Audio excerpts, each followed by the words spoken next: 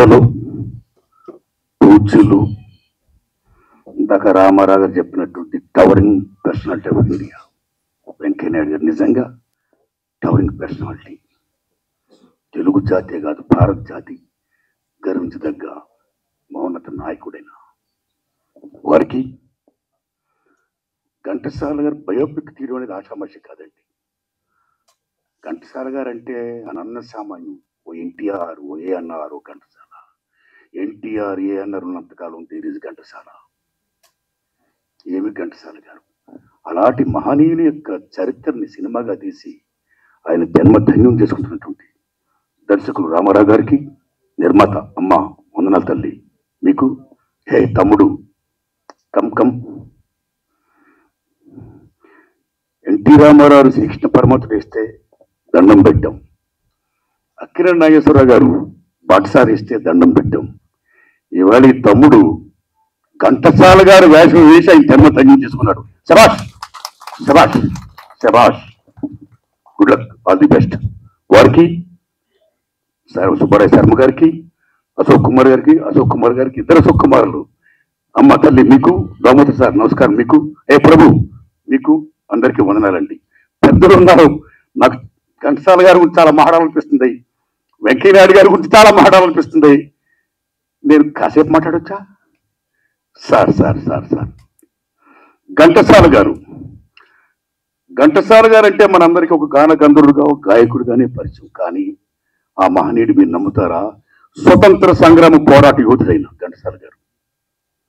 ఆషామాషి జీవితం కాదు. జైలుకి వెళ్ళాడైనా, మా కొద్ది తెల్లదొరతోనే ఉన్నాడైనా. పాట పాడుతూ ఉద్యమాలు చేస్తూ బీభత్సంగా ఘంటసాల గారు చేసిన ఉద్యమం జైలుకి వెళ్ళి మామూలు కాదు. నవ్వుతూ నాకు వచ్చింది.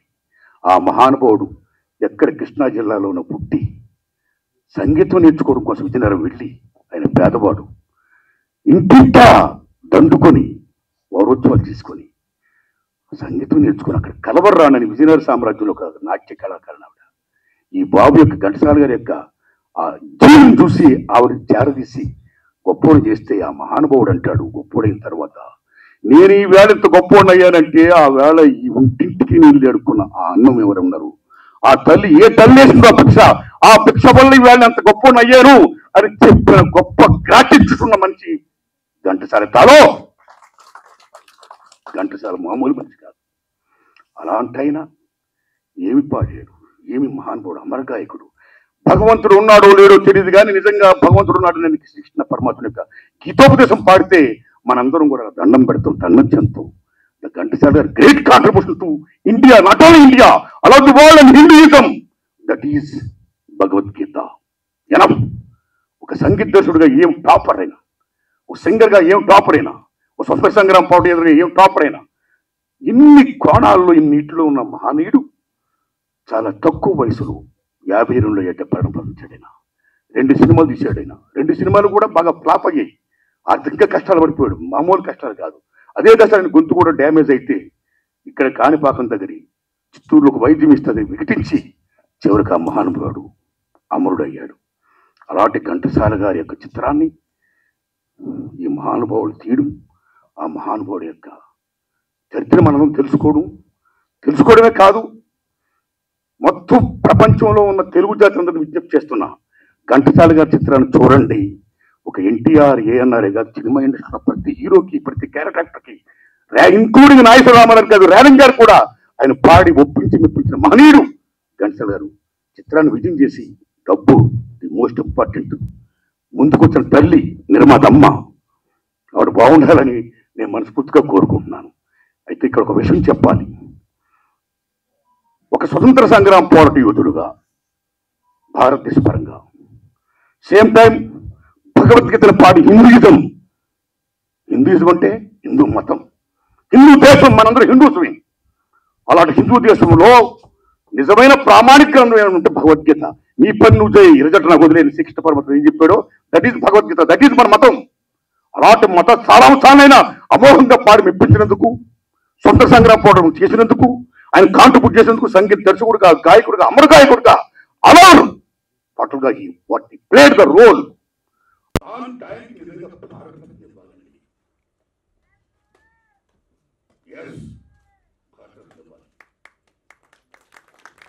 ఇవ్వాలి. మీకు చెప్పడం పెడతాను. కీర్ణ కళానాగంలో చాలా ఫేమస్ పండిట్ భీమశంకర్ జోషి, రైట్? ఆయనకు భారతరత్న భూపేన్ హజారికాకి ఇచ్చారు. ఆయన ఒక అస్సామి గ్రేట్ సింగర్. మరి ఘంటసాల గారు ఏం పాపం చేశారండి? ఆయనకి ఎవలేదు భారతరత్న. అక్కడ మన ఎన్టీ రామారావుకి ఇవ్వాలా, అక్కడ ఎంజీఆర్కి ఇచ్చారు. ఇక్కడ మన ఘంటసాల గారికి ఇవ్వాలా. నిజంగా చెప్పాలంటే ఓట్ బ్యాంక్ పాలిటిక్స్ దాంట్లో భాగంగా వాడు ఎంజీఆర్కి ఇచ్చి ఎన్టీఆర్కి ఇవ్వకపోవడం ఏంటండి? పండిట్ భీమ్ సింగ్ జోషి గారికి ఇచ్చి ఘంటసాల గారికి ఇవ్వకపోవడం, భూపేన్ హజారికి ఇచ్చి ఘంటసాల గారికి ఇవ్వకపోవడం ఏంటండి? వీడు నేషనల్ లెవెల్లో పాలిటిక్స్ ప్లే చేశారు, కాంట్రిబ్యూట్ చేశారు, సేవారంగం చేశారు, కళారంగం అన్ని రకరకాలకి ఇవ్వాలి. నేను మనస్ఫూర్తిగా ఘంటసాల గారికి, ఎన్టీ రామారావు గారికి భారత రత్న ఇవ్వాలని మనస్ఫూర్తి కోరుకుంటున్నాను. ఎస్, సేమ్ టైం నా అదృష్టం ఆ మహానుభావులు చూశారు. మీరు నమ్ముతారా? ఆయన స్వతంత్ర సంగ్రామ పోరాటంలో పాల్గొనడమే కాదు, తర్వాత ఆఫ్ ఇండిపెండెన్స్ తర్వాత భారతదేశంలో ఏ సమస్య వచ్చినా, ముఖ్యంగా మన ఆంధ్రప్రదేశ్ ఏ సమస్య వచ్చినా సరే ఆయన గొంతిప్పేవాడు. విశాఖ హక్కు, ఆంధ్రుల హక్కు.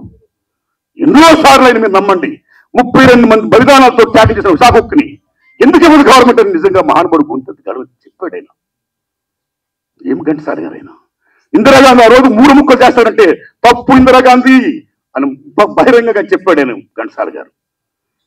అందుకని విశాఖ స్టీల్ ప్లాంట్ ని ఇప్పటికైనా ప్రైవేటీకరణ చేయకుండా ఆ 32 మంది త్యాగాన్ని, ఆ ఉనికిని, విశాఖకు ఆంధ్రుల హక్కుని కాపాడాల్సిందిగా సెంట్రల్ గవర్నమెంట్ నేను కోరుకుంటూ, దానికి ఇదిగో ఇక్కడ ఉన్నాడు మహానుభావుడు వెంకయ్యనాయుడు గారు. ఆయన గురించి నిజంగా నేను చెప్పాలి. ఆయన ఎంత గొప్పవాడంటే, తమ్ముడు ఆయన యూనివర్సిటీ లీడర్, నేను కాలేజీ ప్రెసిడెంట్. అప్పుడు బీకాంకి మంచి డిమాండ్. మేము పీజీ చేసాం. తమ్ముడికి బీకాంలో జాయిన్ అవ్వాలని ఉంది. సీట్ కావాలంటే ఆంధ్ర యూనివర్సిటీకి వెళ్ళాలి. నేను ఆంధ్ర యూనివర్సిటీకి వెళ్ళి ఆ తమ్ముడిని తీసుకొని వెళ్ళి రిజిస్టార్ గారిని రికార్డ్ చేయడం కోసం వెళితే అక్కడ మా అందరికీ దర్శనం దొరకట్లా. ఇంకెవరు చేయాలి? ఏం చేయాలంటే వెంకయ్యనాయుడు గారిని పట్టుకోవాలి అని వెంకయ్యనాయుడు గారి కోసం వెయిట్ చేస్తుంటే లీడర్, డైనమిక్ లీడర్ వెంకయ్యనాయుడు గారు ఏమి విశాఖకు స్టీల్ ప్లాంట్ కోసం ఏం చేశాడైన ఉద్యమం, దయాంధ్ర ఉద్యమం ఏం చేసి అగస్టిన్ వెంకయ్యనాయుడు గారు అసలు వాడు వస్తుంటే అసలు మామూలు కాదు. ఆ వెంకయ్యనాయుడు గారి కోసం వెయిట్ చేస్తుంటే వెంకయ్యనాయుడు వస్తున్నాడు. నేను దండం పెట్టా, ఏం తమ్ముడు అన్నాడు. సార్ ఇలా సీట్ ఇచ్చేయండి సార్. మీరు నమ్మండి, ఆ కాగితం తీసుకొని అలా వెళ్ళి రిజిస్టర్ గారి దగ్గరికి వెళ్ళి సంతకం చేయించి సీటు మాకు గ్రాంట్ చేయించేసి వచ్చేసి సీటు మాకు ఇచ్చేసి ఆయన వెళ్ళిపోతున్నాడు. అంతే, కనీసం థ్యాంక్స్ కూడా ఆయన sir sir sir thanks sir అంటే కూడా అసలు ఎన్టీ రామారావు గారు పదవిచ్యుతులైన తర్వాత ఇది అక్రమంగా జరిగిందని చెప్పి ఏమి డెమోక్రట్గా ఫైట్ చేశాడు మహానుభావుడైన. ఫైట్ చేయడమే కాదు, ఫైట్ చేయించాడు ఆయన. ఏం రోజులు చేశాడు? దెబ్బ కింద ఎంతకు వచ్చింది, మరలా పెట్టింది. దట్ ఈస్ వెంకయ్యనాయుడు గారు.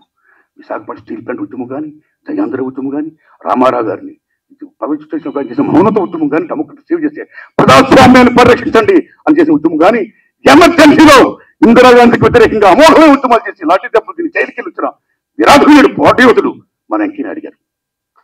నిజంగా బాగా చెప్పారు మీరు, టవరింగ్ పర్సనాలిటీ అని. Is really towering personality. ఏమి భాష, ఏం భాష, ఏం వాక్పటిమ. జనరల్గా తెలుగులో భాష చూడు, తెలుగులో ప్రాసలు వేస్తారైనా. ఆయన తెలుగులోని ప్రాసలే, ఇంగ్లీష్లోని ప్రాసలే, హిందీలోని ప్రాసలే. ఏం వాక్పటిమ నిజంగానైనా. అలాంటి వెంకయ్యనాయుడు గారిని సభాముఖంగా ఘంటసాల గారికి అసలు వాడు ఇవ్వాలంటే నేను ఒక విజ్ఞప్తి చేస్తున్నా. ఆయన మాజీ ఉపరాష్ట్రపతి, బీజేపీ స్టేట్ సెంట్రల్ నాయకుడైనా, వాజ్పేయి గారు, వారాణి గారితో డిఎన్టీ అన్న మహనీయుడైనా అలాంటి మహానుభావుని ఇవాళ నేను అయ్యా వెంకయ్యనాయుడు గారు సభాముఖంగా విశాఖపట్నం స్టీల్ ప్లాంట్స్ ని ప్రైవేటీకరణ చేయకుండా మీరు నరేంద్ర మోడీ గారు చెప్పండి సార్, దండం పెడతారు మీకు. చెప్పండి సార్, మీరు మాజీ ఉపరాష్ట్రపతి, ఓ టవరింగ్ పర్సనాలిటీయా, ఓ వెంకయ్యనాయుడు గారు టాప్ రాజేపుర పక్కన పెడతాపండి. Your son of the soil, your son of the soil. Telugu జాతి బిడ్డ మీరు, తెలుగు జాతి బిడ్డగా మీరు విశాఖపట్నం స్టీల్ ప్లాంట్ ని ప్రైవేటీకరణ అవ్వకుండా మీరు చెప్పండి సార్. మీకు ఆ వాల్యూ ఉంది. ఇవాళ కొత్తగా నక్కపల్లిలో అంటే విశాఖపట్నం స్టీల్ ప్లాంట్ పెడతాడు. Non sense. పక్కన విశాఖపట్నం వదిలేశారు, నక్కపల్లిలో పెడతారట. ఉన్న ప్రజలు కూడా నక్కపల్లిలో మేము స్థలాలు ఇస్తాం, స్టీల్ ప్లాంట్ పెట్టారు. తప్పు ప్రజలారా, నక్కపల్లి ప్రజలారా మీకు దండం పెడుతున్నా, విశాఖపట్నం కాపాడండి. 32 మంది త్యాగాలతో ఉన్న మాట్లాడలేదు, బలిదానం చేసిన మాట్లాడలేదు విశాఖపట్నం స్టీల్ ప్లాంట్. అందుకని వెంకయ్యనాయుడు గారిని విజ్ఞప్తి చేస్తున్నా, అలా చెయ్యండి సార్. అదే అసలు చేసిన నివాళి ఘంటసాల గారికి.